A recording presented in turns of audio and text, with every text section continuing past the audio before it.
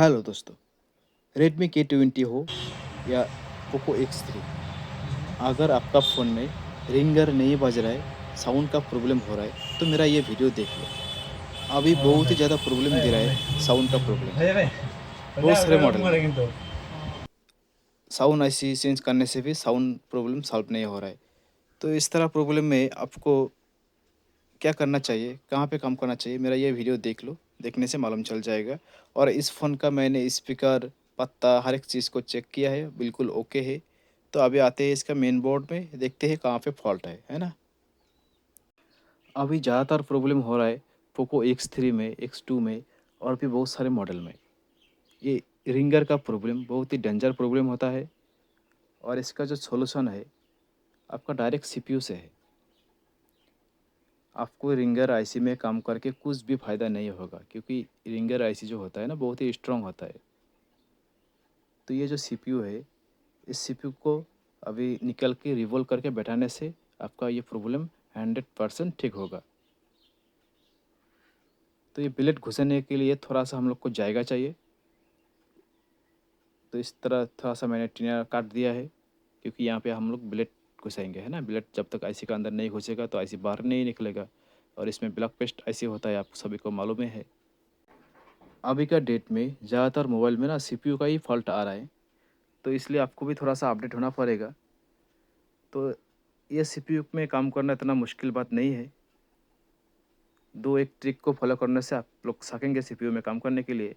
तो यहाँ पे देखो, इसका जो एमएमसी है, इसके हाइनेक का है। तो इसमें थोड़ा सा हम लोग केयरफुल रहेंगे, क्योंकि ज़्यादातर हीट लगने से आपका इसका हाइनेक ख़राब भी हो सकता है। तो ये जो ब्लैक पेस्ट है ना, इसको काटने के लिए हम लोग 200 हीट रखेंगे। और एयर जो है, ये 4-3 में इस तरह रख सकता है, ठीक है। तो ज़्यादा इसमें ब्लैक पेस्ट नहीं देखा है, सीपीयू का अंदर में ज़्यादा रहता है, किसी किसी सेट में बाहर में आता है थोड़ा सा, तो उसको काटना पड़ता है। नहीं तो सीपीयू का अंदर में ज़्यादातर ब्लैक पेस्ट लगा रहता है, ठीक है। और आईसी निकलने का टाइम में आपको हीट रखना पड़ेगा 350। और इस तरह ब्लेड घुसा के आपको ऊपर की तरफ थोड़ा सा प्रेशर देना है। और एक बात दोस्तों, आपको एमएमसी को कवर करना है, नहीं तो आपका एमएमसी ख़राब भी हो सकता है। अच्छे से उसको कवर कर दीजिएगा, ठीक है।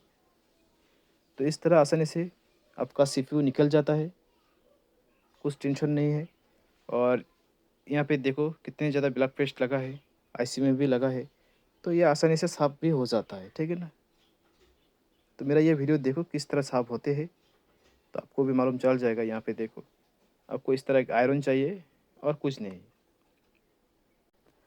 दोस्तों, आप लोग अगर फेसबुक पर मेरा वीडियो देख रहे हैं, तो मेरा यूट्यूब चैनल भी है बिग मोबाइल रिपेयर नाम से, तो प्लीज़ उसमें आइए, जुड़िए। उसमें लगभग 700 जैसा मेरा वीडियो है। तो दोस्तों, मदरबोर्ड में जो ब्लैक पेस्ट लगा है, जो बॉल हम लोग साफ़ करेंगे, ये बहुत ही बारीकी से करना पड़ेगा आपको। थोड़ा सा भी ग्लू नहीं रहना चाहिए मदरबोर्ड में, आईसी के एरिया में। और जो भी बॉल है, बिल्कुल बराबर होना चाहिए। कोई एक ठो बॉल छोटा, एक ठो बॉल बड़ा बन जाता है साफ़ करने का टाइम में, ऐसा होता है ना। तो ऐसे नहीं होना चाहिए, बराबर होना चाहिए। मतलब बहुत ही साफ़ सुथरा होना चाहिए आपका मदरबोर्ड। और थोड़ा बहुत अगर ब्लैक पेस्ट मतलब देखने के लिए मिलता है, तो उसको हम लोग रिमूव करने के लिए ब्लोअर यूज़ करेंगे। ब्लोअर में हीट रहेगा 200, और इस तरह कटर से हम लोग धीरे धीरे उसको निकल सकता है ब्लैक पेस्ट को। 200 से ज़्यादा अगर आप हीट देते हैं, तो आपको एमएमसी को कवर करना पड़ेगा, नहीं तो आपका एमएमसी भी थोड़ा चांसेस रहता है डैमेज होने के लिए। तो उतना रिस्क ना ले, है ना। कोशिश करें उसको कवर करने के लिए एमएमसी को। और धीरे धीरे करके आपको हर एक ब्लैक पेस्ट को, चाहे वाइट पेस्ट हो, ब्लैक पेस्ट हो, जो भी पेस्ट है, उसको साफ करना पड़ेगा। पहले का ज़माना में क्या था, अगर साउंड का प्रॉब्लम हो रहा था, तो साउंड आईसी को हम लोग चेंज किया था और मोबाइल हो जा रहा था, है ना। अभी का डेट में ऐसा नहीं है। अभी का डेट में 90% 90% फॉल्ट आपका सीपीयू से ही होता है। सीपीयू से क्यों होता है? क्योंकि हम लोग दिन भर हर टाइम मोबाइल में एक्टिव रहता है। फेसबुक में आना, व्हाट्सएप खोलना, गेम करना, गाना सुनना, वीडियो देखना, हर एक सेकंड कुछ ना कुछ करते रहता है। डाटा तो ऑन रहता ही है और भी कुछ ना कुछ हम लोग करते रहता है फ़ोन पे। तो ये जितने भी सारे काम हम लोग करते हैं मोबाइल में, जो भी देखते हैं, हर एक का जो काम होता है ना, वो सीपीयू से होता है। और ज़ाहिर-सी बात है, हर एक सेकंड अगर सीपीयू एक्टिव रहेगा, तो सीपीयू में थोड़ा बहुत तो हीट होगा ही। और ये हीट होने की वजह से सीपीयू के अंदर में भाप बन जाता है और इसके वजह से हम लोग का जो बॉल है, ये छोड़ देते हैं सीपीयू। भाप बन के जब प्रेशर पड़ता है सीपीयू में, अंदर का भाप बाहर निकलने के लिए, तो निकल नहीं पाता है ना, तो इसलिए क्या हो रहा है कि सीपीयू थोड़ा-सा मतलब प्रॉब्लम हो रहा है सीपीयू में कुछ ना कुछ इस तरह, मेरा ख़्याल से ऐसा हो रहा है। अभी मुझे मालूम नहीं, ये हम सही है कि गलत है। और मुझे लग रहा है ऐसा करना चाहिए कंपनी को, सीपीयू के अंदर में ब्लैक पेस्ट, व्हाइट पेस्ट छोड़ के कुछ केमिकल देना चाहिए। अगर ज़्यादा हीट रहेगा आईसी तो बॉल छोड़ने की वजह से और भी ज़्यादा स्ट्रांग होना चाहिए। कुछ इस तरह सोचना चाहिए कंपनी को मेरा ख़्याल से। आप लोग का क्या कमेंट है, मुझे कमेंट करके बोलिएगा। तो दोस्तों इस तरह आपको सीपीयू को भी साफ़ करना पड़ेगा धीरे-धीरे करके। ज़्यादा हड़बड़ी करने से आपका काम बिगड़ जाएगा। आपको करना है धीरे-धीरे। तो दोस्तों अगर आप लोगों को किसी भी प्रकार का टूल्स चाहिए और आईसी चाहिए, तो मेरा साथ कॉन्टैक्ट कर सकता है। और अगर आप लोग मेरा यहाँ पे मोबाइल भेजना चाहते हो, तो भेज सकते हैं। मेरा कॉन्टैक्ट नंबर स्क्रीन में दिख रहा है, आप लोग कॉन्टैक्ट कर सकते हैं और कोरियर सर्विस अवेलेबल है, कुछ टेंशन नहीं है। डिस्क्रिप्शन में मेरा डिटेल्स है, आप लोग चाहे तो भेज सकते हैं। तो दोस्तों मैं और क्या बोलूँ आप लोगों को, थोड़ा-सा रेडी हो जाइए अपडेट होने के लिए, सीपीयू में काम करने के लिए। क्योंकि अभी से अगर 3-4 साल बाद में काम करने जाएगा ना, अगर सीपीयू का काम नहीं आता है, तो फिर इस लाइन छोड़ दो, सीधी-सी बात है। आपको थोड़ा-सा अपडेट होना पड़ेगा, नहीं तो कुछ भी नहीं होगा। सिर्फ़ डिस्प्ले लगाना पड़ेगा और बैटरी चेंज करना पड़ेगा और कुछ भी नहीं। क्योंकि अभी का डेट में जो सेट आ रहा है ना, न्यू-न्यू सेट जो आ रहा है, एक मदरबोर्ड का अंदर में 3-3 4-4 मदरबोर्ड लगा रहेगा। आपको क्या करना पड़ेगा, जैसे हम लोग आईसी को रिवॉल्व करते हैं ना, उसी तरह आपको मदरबोर्ड को भी निकालना पड़ेगा, फिर मदरबोर्ड को ही रिवॉल्व करके बैठाना पड़ेगा। वो भी एक ही फ़ोन में 3-3 4-4 मदरबोर्ड रहेगा।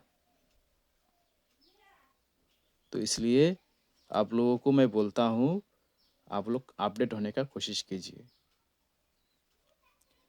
थोड़ा बहुत पैसा खर्चा करना है, पैसा खर्चा कर लीजिए। टूल्स जो होता है ना, वो मेन होता है, वो इम्पोर्टेंट होता है। आपको टूल्स हर एक टाइम न्यू-न्यू मॉडल का चाहिए। आप लोग ऐसा करो, जो भी टूल्स मार्केट में आते हैं, हर एक टूल्स को धीरे-धीरे करके खरीदने का कोशिश करो। आपका जो काम है, ये ऑटोमेटिकली बन जाएगा। ऑटोमेटिकली बन जाएगा, कुछ प्रॉब्लम नहीं है। और ये यूनिवर्सल प्लेट है मेरे पास में, यहाँ पे देखो, इस प्लेट से अगर हम बॉल करने जाएँगे ना, तो कुछ बॉल बाहर निकल के आ जाएगा इस तरह। तो कुछ घबराने का बात नहीं है, ठीक है? ये नथिंग मैटर है। यहाँ पे देखो, इस तरह ब्लेड से काट दो, फिर दोबारा ब्लोअर यूज़ करो, फिर तीसरा बार करो, चौथा बार करो, जितना बार मर्ज़ी आप कर सकते हो, कुछ टेंशन नहीं है। लेकिन आपका जो बॉल है ना, वो होना चाहिए परफेक्ट।